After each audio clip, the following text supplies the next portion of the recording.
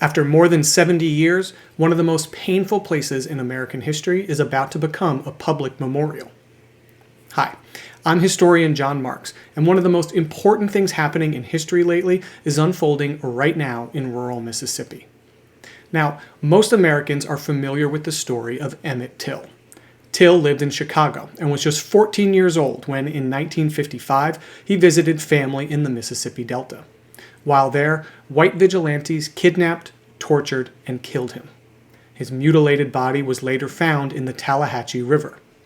Despite the gruesome nature of the crime, Till's mother, Emmett Till Mobley, made the extraordinary decision to hold an open casket funeral, allowing the world to see what racial violence had done to her son. For decades, it was an open secret in the Mississippi Delta that Till's murder occurred in a barn, one that had remained standing on private property unmarked for 70 years. Now, that will finally change.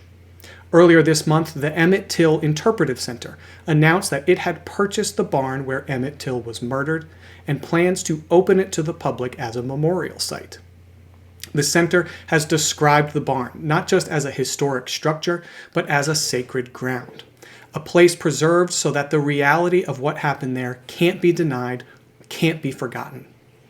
The purchase of the barn is an important step in memorializing Till's murder, but it's not the first attempt to do so, and past efforts have been incredibly contentious.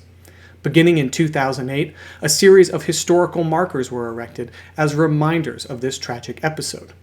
Several of those markers ended up stolen, vandalized, or riddled with bullet holes, making clear that many people would still rather not discuss this part of our past, and making it even more important that we do so now.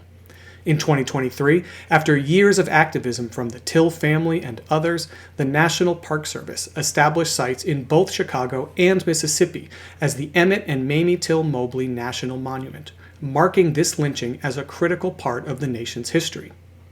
Now, with the preservation of the barn where Till was murdered and the plans to open it as a public memorial, Americans will be able to more fully reckon with our history of racial violence at one of the sites most central to that story.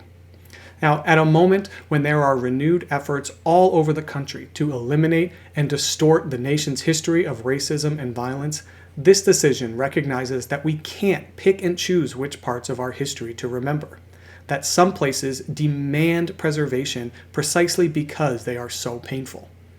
Now, this story is one of the most important things happening in history lately. I'll add some links in the comments below for further reading.